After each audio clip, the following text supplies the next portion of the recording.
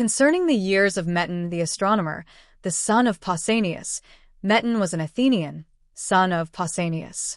He was alive during the 87th Olympiad, an excellent astronomer performing above all others. He was said to be the first among all other astronomers.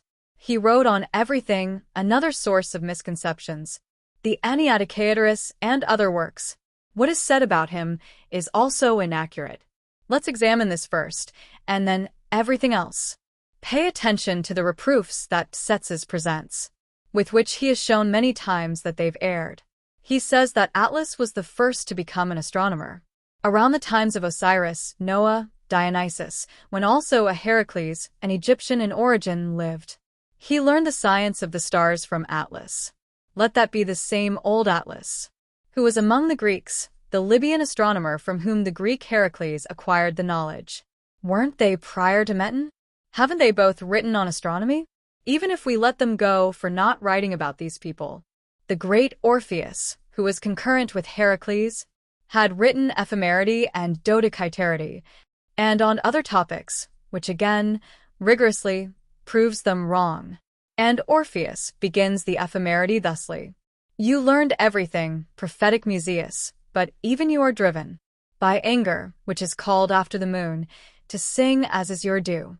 I tell you to lightly blow through thine midriff. And the beginning of dodeciterity is like this. Hither I am now with my ears open to clear hearings attentive to all order assigned by God, to a single night, and to a single day, all the same. But even if we leave Orpheus aside, if they prefer so, wasn't the wise Homer among the astronomers? Hasn't he written in thousands of passages about these things, saying exactly the words I will now recite? Therein he wrought the earth, therein the heavens, therein the sea, and therein all the constellations wherewith heaven is crowned, the Pleiades, and the Hyades, and the mighty Orion.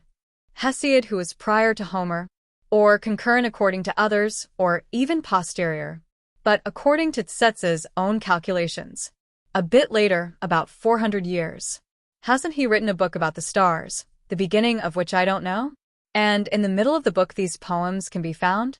There is Facile, Caronis, and Clea with the beautiful wreath, and the charming Theo and Eudora with her flowing robe, the nymphs that are called Hyades among human races. And how much he writes on astronomy in his works and days. How come then Meton invent astronomy before them all? Before the ancient Atlas, the prior to the other, who came 46 generations later, while Atlas the earlier, the one prior to Heracles, was only 3 generations past him. How can they be concurrent? And how can he also be seen as his mentor?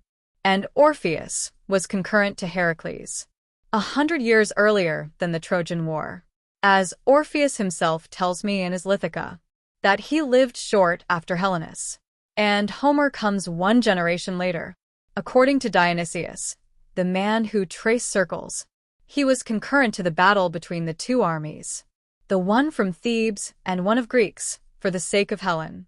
Diodorus again agrees with Dionysius, and 1,000 others, together with whom Tzetzes also, who has heard also that Orpheus lived a bit earlier than the War of Troy, when the descent of the Heraclids occurred, and during the first Olympiad after the descent, the year was 328, and during the 11th Olympiad, Hesiod apparently was at his peak, 374 years later, than Homer, minus 2 months.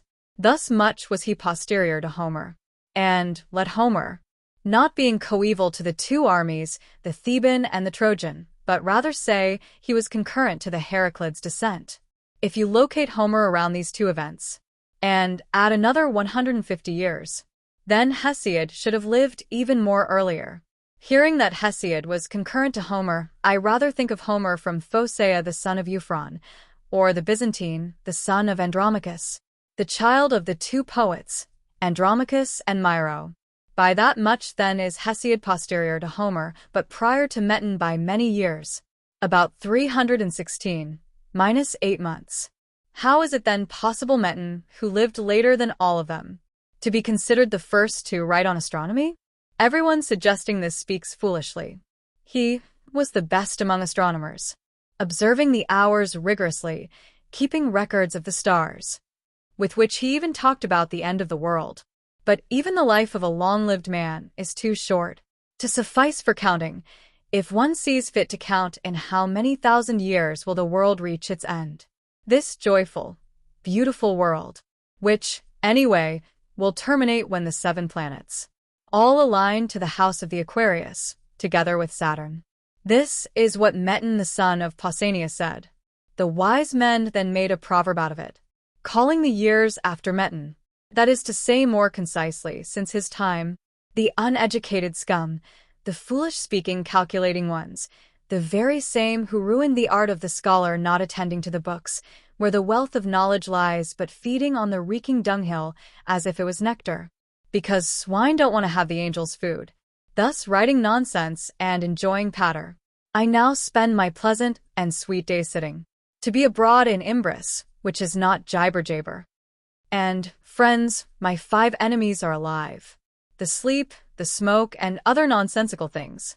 The uneducated scum, the dunghill eaters.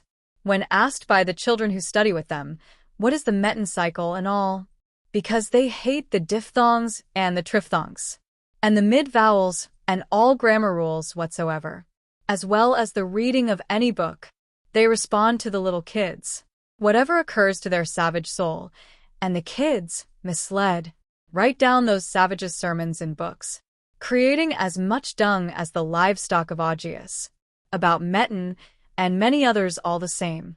And even though wise men can be briefly confused, from these barbarians out comes filth, full with stink.